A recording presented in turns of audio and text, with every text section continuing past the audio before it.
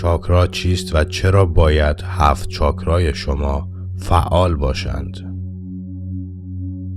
درود بر شما دوستان و همراهان کانال راز موفقیت. امیدوارم هر جا که هستید شاد و سلامت و پر از انرژی های مثبت باشید. عرفان هستم و با یک ویدیو دیگه در خدمت شما عزیزان هستم. موضوع این ویدیو رو به 7 چاکرا و اهمیت فعال بودن آنها در زندگی اختصاص دادم. شما بعد از تماشای این ویدیو متوجه خواهید شد که کدام چاکرای شما فعال و یا غیر فعال است. پس حتما تا آخر این ویدیو من رو همراهی کنید و امیدوارم که از دیدن این ویدیو لذت ببرید.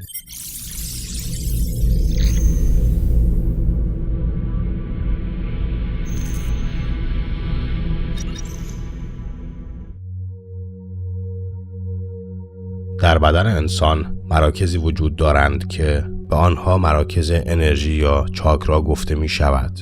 این مراکز 7 گانه قدرتمند در ستون فقرات در کالبد انرژی انسان قرار دارند و در واقع رابط بین روح و جسم هستند. چاکراها مدام در حال چرخش هستند که به آنها نیروی حیات هم می گویند و بخش‌های بسیار مهمی از کالبد انرژی محسوب می شوند. چاکراها بر روی شبکه‌ای از مجراهای باریکی به نام نادی در سراسر بدن جریان دارند. در کالبد انسان هزاران نادی وجود دارد. چاکراها روی نادی اصلی قرار دارند و در سر تا سر ستون فقرات جای گرفتند. چاکراهای اصلی اعضای حیاتی کالبد فیزیکی انسان را کنترل می کنند و به آنها انرژی می دهند. این چاکراها مانند نیروگاهی هستند که اگر به خوبی کار نکنند اعضای حیاتی ضعیف یا بیمار می شوند، زیرا برای درست کار کردن انرژی حیاتی کافی را ندارند. هدف اصلی از درک کردن و کار با چاکراها پدید آوردن وحدت و یک پارچگی در درون شماست. شما با پاکسازی یا فعال کردن چاکراها می توانید با ماهیت اصلی خود آشنا شوید. این امر می تواند شما را در آزادسازی نیروی ذاتی تان کمک کند و شما را توانا سازد تا در زندگی سرشار از فراوانی، شادی، سلامتی و آرامش شوید. هرچه انرژی درونی شما که ناشی از چاکراهاست بیشتر باشد، شما انرژی مثبت بیشتری به کائنات ارسال می کنید و به همین شکل هم انرژی های بیشتری از کائنات دریافت می کنید.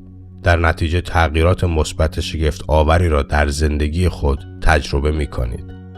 کالبد فیزیکی شما دارای میدان انرژی مغناطیسی است که به صورت تخم مرغی شکل بدن شما را احاطه کرده است. این میدان انرژی حاله نامیده می شود و به صورت معمول قابل دیدن نیست، ولی با دستگاه‌های مخصوص این حاله انرژی قابل اندازه‌گیری است. حاله انرژی انسان توسط 7 چاکرای اصلی به وجود می آید. قابل ذکر است که در بعضی از بیمارستان‌ها از حاله اشخاص عکس گرفته می شود و از این طریق می شود تشخیص داد که شخص در خطر بروز چه بیماری است. در اصل چاکراها مراکزی برای تبادل انرژی هستی و کائنات با بدن می باشند. انرژی کائنات از طریق 7 چاکرای اصلی وارد بدن شده و یا از آن خارج می شود. بنابراین اگر چاکراها در تعادل و هماهنگی باشند، به انسان در مسیر رسیدن به تکامل کمک بسیاری می کنند و می توان هر مشکل جسمی یا روحی را از این طریق درمان کرد. در اینجا به معرفی 7 چاکرای بدن می پردازم. نام چاکرای اول مولادهارا است که اسم دیگر آن چاکرای ریشه می باشد. این چاکرا در نشیمنگاه انسان قرار دارد و به رنگ قرمز شناخته می شود. چاکرای مولادهارا هویت فردی قدرتمندی را در شما به وجود می آورد. این چاکرا چگونه زندگی کردن و تعامل داشتن شما با دنیای پیرامونتان را تحت تأثیر قرار می دهد. چاکرای مولادهارا یا چاکرای ریشه همانند ریشه های یک درخت به هم گره خورده و نشان می دهد که شما تا چه اندازه می توانید جای خود را در زندگی محکم و امن سازید. این چاکرا نشان دهنده نیازهای اولیه و ابتدایی انسان است. نیازهایی مثل پناهگاه، امنیت، آب و غذا و همبستگی است.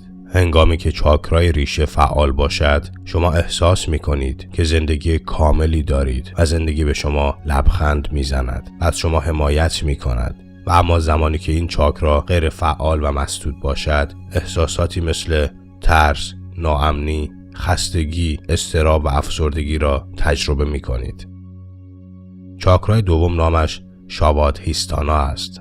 این چاکرا بین ناف و استخوان لگن و درست بالای چاکرای مولادها را قرار گرفته است و به رنگ نارنجی شناخته می شود. این چاکرا با نیاز جنسی، اعتماد به نفس، خلاقیت، عواطف و توانایی ارتباط با دیگران در ارتباط است. زمانی که این چاکرا فعال باشد، شما احساس فراوانی، خلاقیت، رضایت و خوشحالی حاصل از برقراری ارتباط را تجربه می کنید. و اما اگر این چاکرا غیر فعال و مسدود باشد، موجب می شود که شما احساساتی ناپایدار، عدم خلاقیت، اختلال در عملکرد جنسی، تنهایی و احساسات ناخوشایند را تجربه کنید.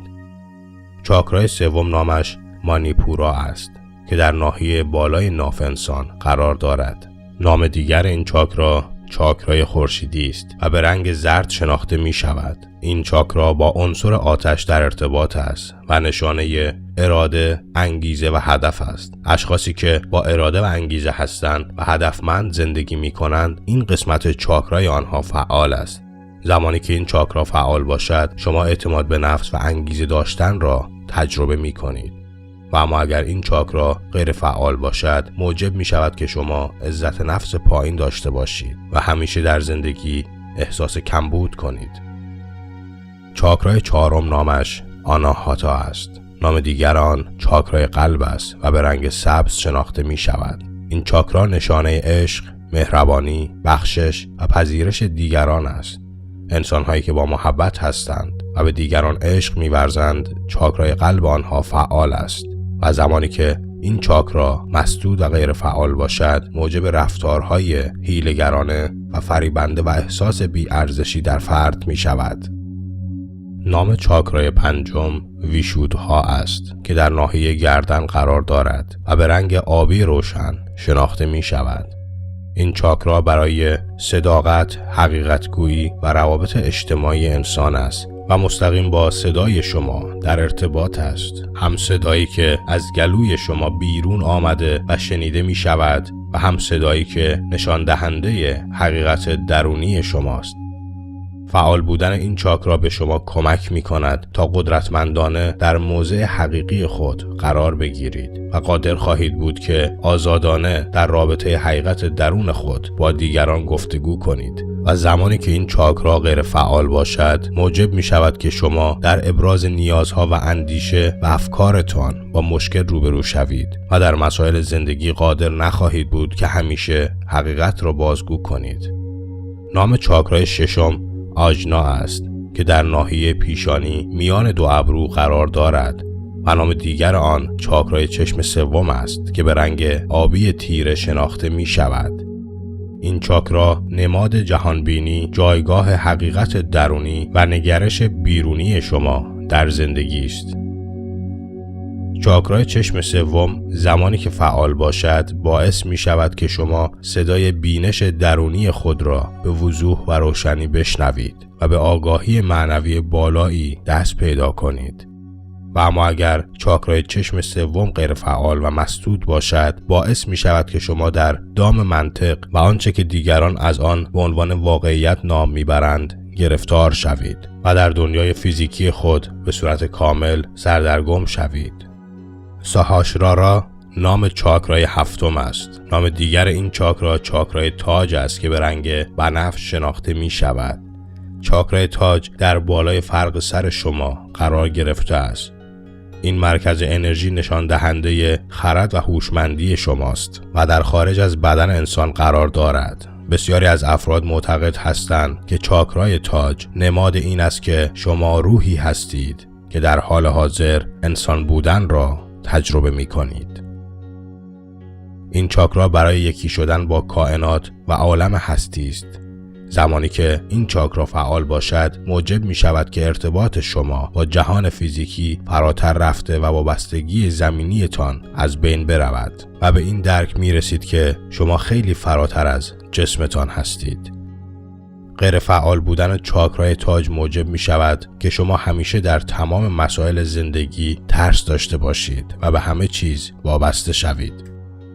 و در کل غیر فعال بودن این 7 چاکرا موجب می شود که شما پریشانی و آشفتگی را در تمام زوایای جهان بیرونی تجربه کنید و از پرورش و رسیدگی به بخش‌های عمیق‌تر وجودی خودتان و قدرت درونتان غافل شوید. خوشحال میشم که نظراتتون رو برام کامنت کنید و برام بنویسید که با توجه به توضیحات کدام یک از چاکرای شما فعال است. و فراموش نکنید که این ویدیو رو با دوستان خود به اشتراک بذارید و حتما در اینستا و تلگرام کانال راز موفقیت رو دنبال کنید. لینک این دو کانال رو در قسمت توضیحات میتونید پیدا کنید.